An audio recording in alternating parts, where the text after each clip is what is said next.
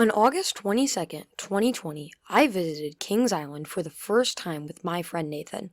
That day I will always remember. It was the most fun I've ever had riding coasters. We rode a bunch of rides, but since we only went for one day, we couldn't get on all of them.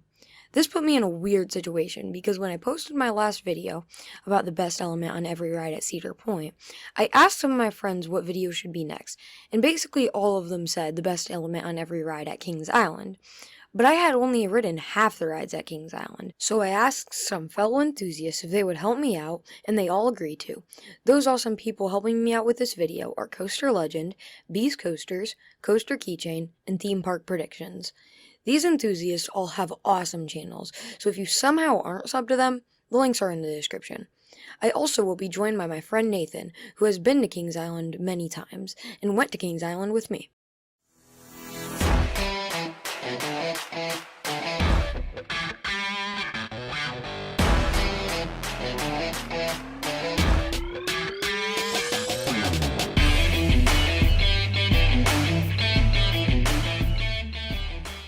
Hey guys, welcome to Coaster Journey, and I just want to say thanks for all the good feedback on the last video.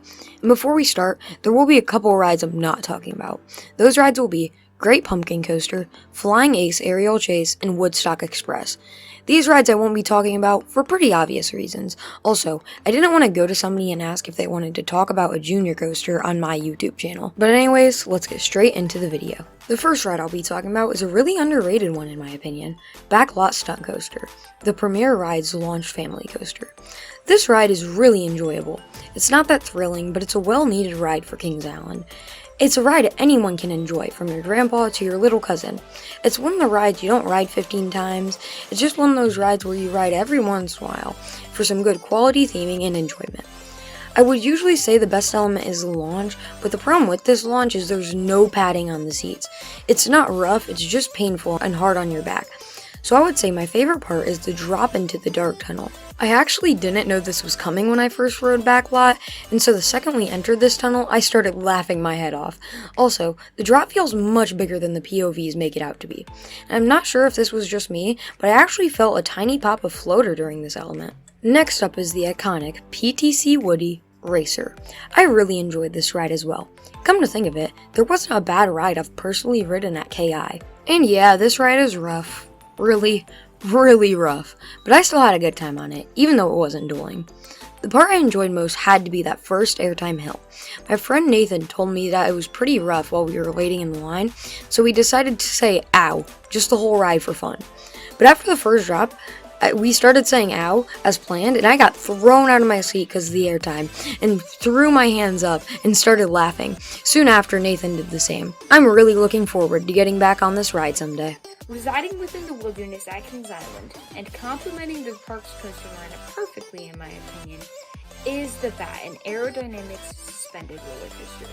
This ride features two standout elements, which are the first drop and the first overbank turn. If you're sitting towards the back, the first drop will provide extra whip and sustained airtime. If you're sitting towards the front, however, you may prefer the first overbank turn, because you'll get an astounding view of the rest of the park as you plummet back towards Earth. Overall, I think I prefer the first drop because I'm a back row rider personally, and I prefer airtime. Alrighty, the next coaster we're going to be looking at is Adventure Express, which is Kings Island's mine train coaster. It opened on April 13th, 1991, and I gotta say, it's the smoothest mine train I've ever been on in my life. Its forces are amazing, and I guess my favorite element is the second lift hill. Okay, that's a joke. My favorite element is gotta be the second helix, actually. It's really intense. There's a tunnel halfway through, which is amazing, and overall, it's definitely the smoothest part of the ride, and that's why it's my favorite. Hey, it's Brandon here from Theme Park Predictions, and I wanted to take a few seconds to talk about Kings Island's longest roller coaster, the Beast. Kings Island opened their famous wooden coaster back in 1979, and ever since then, millions of people have experienced a ride on this out-of-control wooden coaster. I worked on the Beast during my first season at Kings Island, and the best memory that I've ever had from this coaster was meeting some friends who were park guests that I am still friends with today. There are so many awesome elements that the Beast offers, from the first drop into the tunnel to its famous double helix ending. But for me, the best element would be what is called the quick dip. It's the lowest point of the ride's layout, and it's also the fastest part of the ride. This is the right-hand turn right before you get to the ride's second lift hill. A ride on the Beast during the day is great, but a ride on the Beast at night is something every coaster enthusiast has to experience. The sixth ride we'll be talking about is my personal favorite ride at Kings Island, Diamondback, the B&M Hyper. You can really never go wrong with the B&M Hyper. This ride is amazing. When I went to Kings Island for my first time, I tried to watch as little POVs as possible, so there would be an element of surprise for all the rides. And the element of surprise here was the drop after the mid-course. Since I was in the back row, I couldn't see anything and I thought we were going to pull into the station. But instead, I got whipped over another massive drop. I didn't end up deciding this was my favorite element though. My favorite element has to be that first massive airtime hill. Talk about airtime. This element towers over Mystic Timbers. It really does make you feel like you're going to fall out. Also, I've only ridden Diamondback in the back. You might say, oh, why don't you try it in different rows so you can get a better feel for the ride? And to that I say, I went to Kings Island for one day, and that day I was focusing on having fun. And when I have the option to get back row twice in a row on a B&M Hyper, I can't pass it up. But anyways, in the back row it feels like you lose no speed and power through this element. And due to the staggered seating and the B&M clamshell restraints, you feel so open to the point where it feels like you're flying. Hey guys, it's Coaster Keychain here, and today I'm going to be talking about Flight of Fear, the Kings Island 1996 LAM coaster, and I gotta say, my favorite element on this coaster has got to be the launch. It's super intense, the theming around it is incredible, and it's overall actually, really good. Compared to other coasters like Top Thrill Dragster and King Dakota, I mean, it doesn't come anything close, but it's good, it's decent, not the best, not the worst. The theming around the ride is incredible as well. Actually, when you're launching into the launch tunnel, the lights actually dim right before the launch actually kicks in. And one funny thing that a ride op did was he was like, okay, launching in 5, 4, 3, and then he hit the button, and we launched on 3, so we weren't expecting it. Overall, it's actually a really fun launch, and it's one of the reasons why Flight of Fear is one of my favorite coasters at Kings Island. One of my favorite rides at Kings Island is Banshee, the B&M inverted roller coaster. This ride executes every single element perfectly. For example, there are so many contenders for the best element on the ride, such as the initial drop, the first dive loop, the pretzel knot, and the inline twist. There are some other good elements on the ride, as it is the longest inverted roller coaster in the world. However, I think that these 4 absolutely stand out. The inline twist provides excellent hang time, the pretzel knot is forceful, and if you're in the front row, the first dive loop is really cool because you can see all of the people on the pathways below you as you spiral downward straight into the vertical loop. The reason why I've chosen the first drop for the best part of the ride is because there's no pre-drop, which provides excellent whip as you go over the crest, which sends the blood rushing towards your feet. And it's a sensation that's quite hard to describe, so you really need to ride it for yourself to know what it feels like. But in my opinion, it's incredible. Hello, my name is Beast, and my personal favorite element on Mystic Timbers is that double down at the end of the ride. It gives some insane airtime. And in the back row, you get airtime on both hills. In the front row, you will only get airtime on the second one. But you also get a tiny bit of lateral airtime too, because the second hill goes through sort of a banking turn type thing. I really don't know how to explain it. It's kind of weird sensation once you're on it.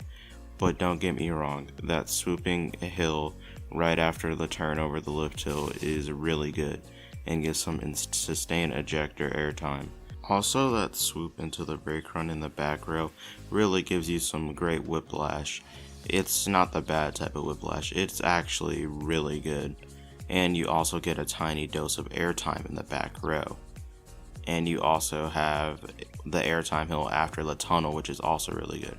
But I have to choose that double down. It just feels ginormous once you're on it, and you get a lot of airtime. The second to last ride we will be talking about is Invertigo, the Vekoma suspended boomerang in the park.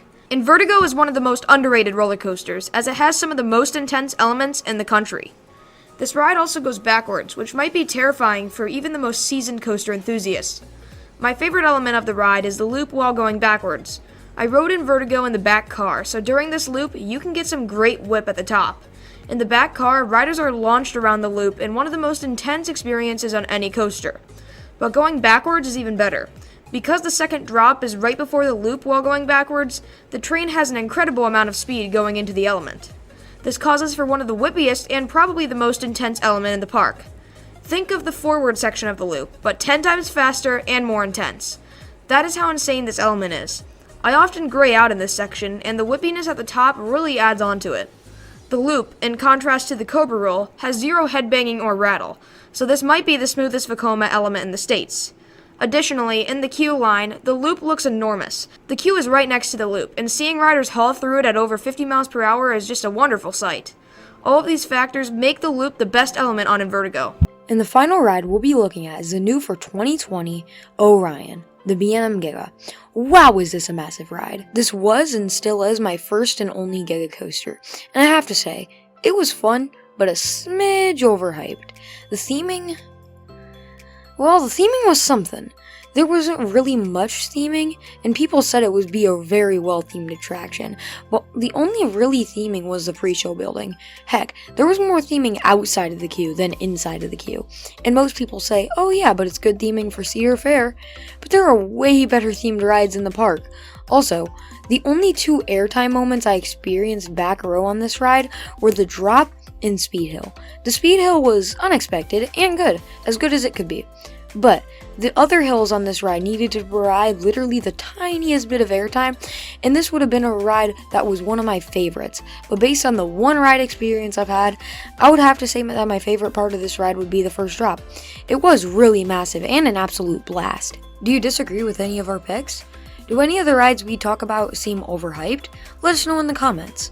And while you're down there, don't forget to leave a like on this video if you enjoyed, and subscribe if you want to see some more content. Also, we are nearing 100 subs, which is pretty crazy. And we have a bunch more videos coming out soon, so be sure to stay tuned for those. And with all that said, this has been Coaster Journey, and I'll catch you in the next one.